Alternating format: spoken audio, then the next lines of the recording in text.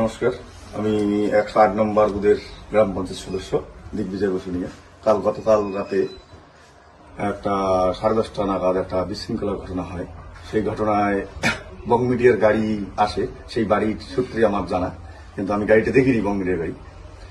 অতএব বং মিডিয়ার নাম করেও নাকি বাড়িতে হুমকি দিছে, কিন্তু বং মিডিয়াকে আদৌ আমরা দেখতে পারিনি। দুইটা ছেলেকে ধরা আছে, সেই ছেলে দুইটা বং মিডিয়ার কোনো না কোনো আত্মীয়।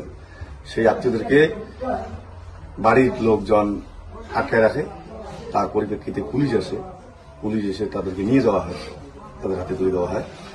সুতরাং এখানে বং মিডিয়া আসে নাই। আর বং মিডিয়াকে আমি প্রশাসনের তরফ থেকে বলছি, কোন রকম বং মিডিয়াকে আমি দেখতেও পাইনি, আর বং মিডিয়া ছিল না। আমার অজান্তে গাড়িটা গেছে, এটা অবশ্যই ভুল করেছে।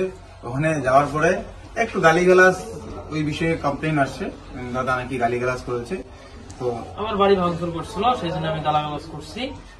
মানে বাড়িতে ধাক্কা ধাক্কি করছিল অনেক সময়, জানলা দরজায় ভাঙচুর।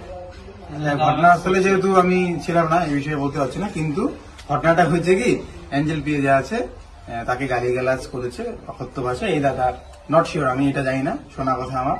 তো সেই বিষয়ে ওর যে দাদা আছে, ওর দাদারা গেছে একটু কথা বলতে, তো রাগ হয়ে গেছে যেহেতু নিজের বোন বলা কথা।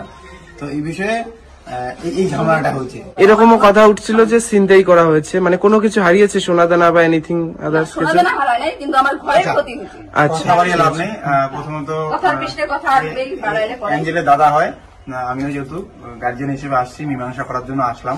আর মীমাংসা করে মানুষের সাথে মিশতে ভালোবাসি, এনারাও ভালো মানুষ। হ্যাঁ, রাগের মাথায় অনেক কিছু হয়েছে, সবটা মিটিয়ে এখন সুন্দরভাবে যাতে ওনারাও থাকে, আমার সুসম্পর্ক বজায় রাখবো।